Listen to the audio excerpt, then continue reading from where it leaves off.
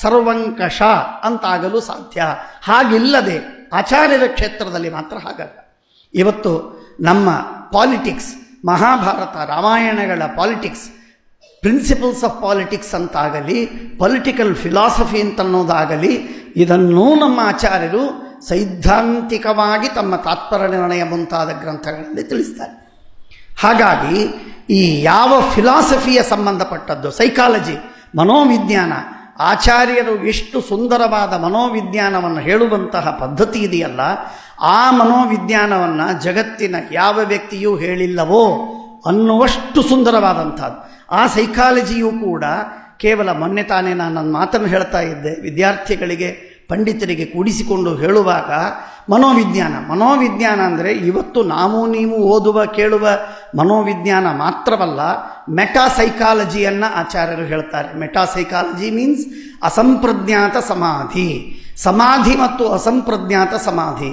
ಇವತ್ತು ಋಷಿಕೇಶದ ಆ ಯೋಗಿ ಮಹೇಶ್ ಯೋಗಿ ಅವರು ಟ್ರಾನ್ಸೆಂಡೆಂಟಲ್ ಮೆಡಿಟೇಷನ್ ಅಂತ ಹೇಳಿ TM ಎಂಬ ಹೆಸರಿನಿಂದ ಕರೆಯುವಂತಹ ಒಂದು ದೊಡ್ಡ ವಾದವನ್ನು, ಆಂದೋಲನವನ್ನು ಮಾಡ್ತಾ ಇದ್ದಾರೆ. ಇಟ್ಸ್ ಓಕೆ, ಅದಕ್ಕೆ ಅವಶ್ಯವಾಗಿ ಸ್ವಾಗತವಿದೆ. ಆದರೆ ಆ ಟ್ರಾನ್ಸೆಂಡೆಂಟಲ್ ಮೆಡಿಟೇಷನ್ನಿನ ಮೂಲ ಸ್ವರೂಪವನ್ನು ಹೇಳಿಕೊಟ್ಟ ಗಂಗೋತ್ರಿ ಅಂತನ್ನುವುದಾದರೆ ಶ್ರೀಮದ್ ಆಚಾರ್ಯರ ಭಗವದ್ಗೀತಾ ಭಾಷ್ಯವೋ, ಗೀತಾ ತಾತ್ಪರ್ಯವೋ, ಅನುವ್ಯಾಖ್ಯಾನ, ಮಾಂಡೂಕ್ಯೋಪನಿಷತ್ತು, ಈ ಗ್ರಂಥಗಳು. ಅಂದರೆ ಸೈಕಾಲಜಿಯನ್ನು ಮಾತ್ರವಲ್ಲ, ಮೆಟಾಸೈಕಾಲಜಿಯನ್ನೂ ಹೇಳುವಂತಹ ಅರ್ಹತೆಯನ್ನು ತಮ್ಮ ಗ್ರಂಥಗಳಲ್ಲಿ ತುಂಬಿಟ್ಟ ಆಚಾರ್ಯರು ಶ್ರೀಮದಾನಂದ ತೀರ್ಥ ಭಗವತ್ಪಾದಾಚಾರ್ಯರು.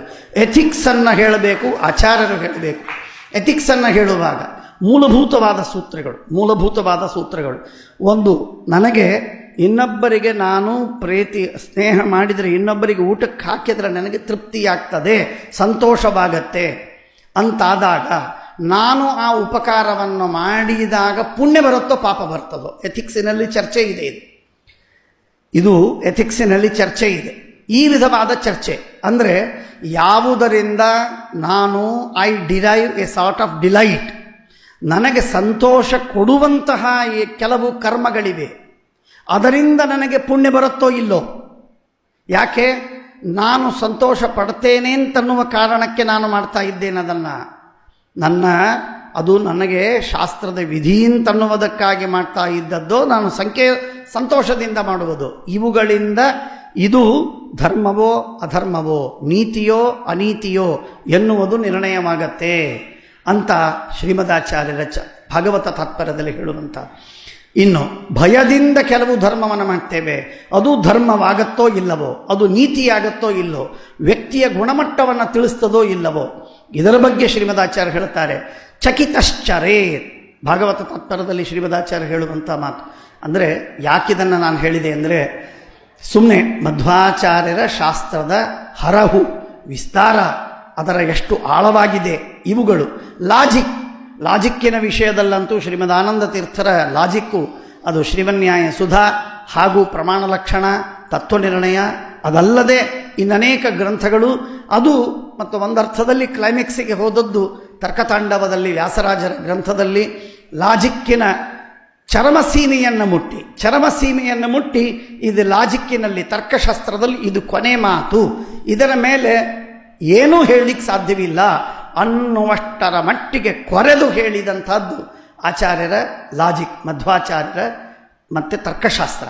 ಹೀಗೆ ಸೈಕಾಲಜಿಯಲ್ಲೂ, ಎಥಿಕ್ಸಿನಲ್ಲೂ, ಪೊಲಿಟಿಕಲ್ ಫಿಲಾಸಫಿಯಲ್ಲೂ, ಲಾಜಿಕ್ಕಿನಲ್ಲೂ, ಮನೋವಿಜ್ಞಾನದಲ್ಲೂ, ತತ್ವಜ್ಞಾನದಲ್ಲೂ, ವೇದದ ವಾಂಗ್ಮಯದ ವಿಷಯ, ಇತಿಹಾಸದ ವಿಷಯದಲ್ಲಿ, ಪುರಾಣಗಳ ವಿಷಯದಲ್ಲಿ, ಧರ್ಮಶಾಸ್ತ್ರ, ಪಂಚರಾತ್ರ, ಯಾವುದೇ ವಾಂಗ್ಮಯವನ್ನು ತೆಗೆದುಕೊಳ್ಳಿ, ಕೇವಲ ಎನ್ಯುಮಿರೇಟ್ ಮಾಡಿದರೆ, ಲಿಸ್ಟ್ ಹೇಳ್ತಾ ಹೋದರೇನೆ ದಿಗಲಾಗತ್ತೆ. ಆಚಾರ್ಯರ ಶಾಸ್ತ್ರ ಇಷ್ಟು ವಿಸ್ತಾರವಾಗಿರಬಹುದಾ? ಇಷ್ಟು ವಿಸ್ತಾರವಾಗಿ ಎಲ್ಲ ಕಡೆಗೂ ಕರಾರುವಕ್ಕಾದಂತಹ ಕೊನೇ ಮಾತನ್ನು ಆಚಾರ್ಯರು ಹೇಳ್ತಾರೆ. ಆಚಾರ್ಯರ ಹೇಳಿದ ಮಾತಿನ ಬಗ್ಗೆ ಯಾರ್ಯಾರು ಬೇಸರ ಅಂದರೆ ಬೇಡವಾದವರು ಕಂಡಂತೆ ಪರಸ್ಪರವಾಗಿ ವಿರುದ್ಧವಾಗಿ ಏನೇನೋ ಮಾತು ಮಾಡಿ ಅವುಗಳನ್ನು ದೂಷಿಸಬಹುದು, ಅವುಗಳನ್ನು ಖಂಡಿಸಬಹುದು. ಆದರೆ ಆಚಾರ್ಯರು ಹೇಳಿದ ಮಾತು ಲಾಸ್ಟ್ ವರ್ಡ್ ಅಂತ ಹೇಳಿ ನಾವು ಮಾಧ್ವರು ಮಾತ್ರವಲ್ಲ, ಇವತ್ತು ವ್ಯಾಕರಣಶಾಸ್ತ್ರದಲ್ಲೋ, ಛಂದಸ್ಸಿನಲ್ಲೋ, ಶಿಕ್ಷಾಶಾಸ್ತ್ರದಲ್ಲೋ, ವೇದದಲ್ಲೋ ನಿರುಕ್ತದಲ್ಲೂ ಆಚಾರ್ಯರದೇ ಕೊನೆ ಮಾತು. ಇಂಥ ಅದ್ಭುತವಾದ ವಾಂಗ್ಮಯವನ್ನು ರಚಿಸಿದವರು ಆಚಾರ್ಯರು. ಇದು ನಮಗೆ ಹೆಮ್ಮೆ ಬೇಕು.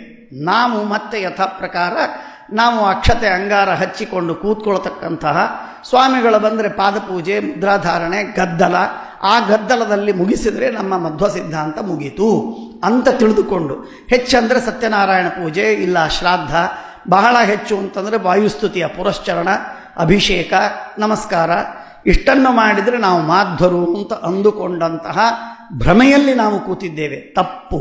ಮಧ್ವಾಚಾರ್ಯರ ಡೆಪ್ತು, ಮಧ್ವಾಚಾರ್ಯರ ಎಕ್ಸ್ಪಾನ್ಷನ್ ಎಷ್ಟಿದೆ ಅಂತನ್ನುವುದನ್ನು ಯಾರಿಗೂ ಊಹೆ ಮಾಡಲಿಕ್ಕೆ ಸಾಧ್ಯವಿಲ್ಲ. ಯಾರ್ಯಾರೂ ಊಹೆ ಮಾಡಲಿಕ್ಕೆ ಸಾಧ್ಯವಿಲ್ಲ. ಅಷ್ಟು ಅಪಾರವಾದ ಅನಂತವಾದಂತಹ ಶಾಸ್ತ್ರವನ್ನು ಕೊಟ್ಟವರು ಶ್ರೀಮದಾಚಾರ್ಯರು. ಕಾಂಪ್ರಿಹೆನ್ಸಿವ್ ಅನ್ನುವುದು ಎಷ್ಟು ಸತ್ಯವೋ ಅಷ್ಟೇ ಅತ್ಯಂತ ಡೀಪರ್ ದೆನ್ ದ ಡೀಪೆಸ್ಟ್ ಹೇಳುವಂತಹ ತತ್ವಜ್ಞಾನ, ಲಾಫ್ಟಿಯರ್ ದೆನ್ ದ ಲಾಫ್ಟಿಯೆಸ್ಟ್ ಹೇಳುವಂತಹ ತತ್ವಜ್ಞಾನ ಇದ್ದರೆ ಏನ್ರಿ ಶ್ರೀಮದಾಚಾರ್ಯ ಹೇಳ್ತಾರೆ. ಶ್ರೀಮದಾಚಾರ್ಯರು ಅವರು ಹೇಗೆ ಉಪದೇಶ ಮಾಡೋದು ಅಂದರೆ, ನಾವು ಉಪದೇಶ ಮಾಡ್ತೇವೆ ಒಬ್ಬ ಶಿಷ್ಯರನ್ನು ಕರೆದುಕೊಂಡು, ನನಗಿಂತಲೂ ಚಿಕ್ಕವರು, ವಯಸ್ಸಿನಲ್ಲಿ ದಡ್ಡರು, ಬುದ್ಧಿಯಲ್ಲಿ ಅಂತ 4 ಜನರನ್ನು ಇಟ್ಟುಕೊಂಡು ನಾನು ಉಪದೇಶ ಮಾಡುವ ಗ್ರಂಥಗಳು ನಾನು ಬರೆದದ್ದು. ಆದರೆ ಶ್ರೀಮದಾಚಾರ್ಯ ಹೇಳುವಂಥದ್ದಲ್ಲ. ಯಸ್ಯಾದ್ಯಾನಾಂ ಮುನೀನಾಂ ಹರಿಪದ ಧ್ಯಾನ ಶಿಕ್ಷಾಯಮಾನ.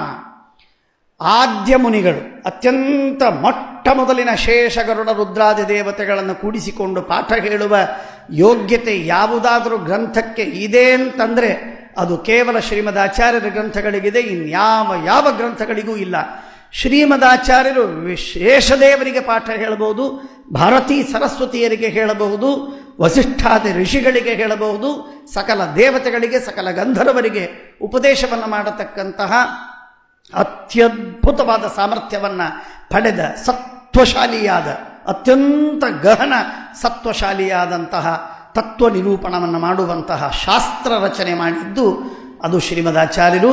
ಶ್ರೀಮದಾಚಾರ್ಯರ ಶಾಸ್ತ್ರ ಅಂಥ ಅದ್ಭುತವಾಗಿರುವಂಥದ್ದು. ಹಾಗಾಗಿ ಶ್ರೀಮದಾಚಾರ್ಯರ ಶಾಸ್ತ್ರ ಸರ್ವಮೂಲ ಅಥವಾ ಸರ್ವಮೂಲದ ಟೀಕಾ ಟಿಪ್ಪಣಿಗಳು ಎಂದರೆ ಅದು ಸಹಜವಾಗಿ ಇದು ಬೇರೆ ಬೇರೆ ಗ್ರಂಥಗಳ ಜೊತೆಗೆ ಕಂಪೇರ್ ಮಾಡುವಂತಹ ಗ್ರಂಥವೇ ಅಲ್ಲ. ನಮ್ಮ ಲೆಕ್ಕದಲ್ಲಿ ನಾವು ಕಂಪೇರ್ ಮಾಡ್ತೇವೆ, ನಮ್ಮ ಬುದ್ಧಿ ಚಿಕ್ಕದು ಅಂತ ಅನ್ನೋದಕ್ಕಾಗಿ.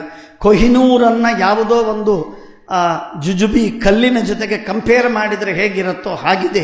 ಸುಮ್ಮನೆ ದೃಷ್ಟಾಂತಕ್ಕೆ ನಾನು ಹೇಳೋದು, ಅಂಥ ಅಮೋಘವಾದ ಶಾಸ್ತ್ರವನ್ನು ರಚನೆ ಮಾಡಿದ ಆಚಾರ್ಯರೆಂದರೆ ಶ್ರೀಮದಾನಂದ ತೀರ್ಥ ಭಗವತ್ಪಾದಾಚಾರ್ಯರು. ಇಂಥ ಅದ್ಭುತವಾದದ್ದರ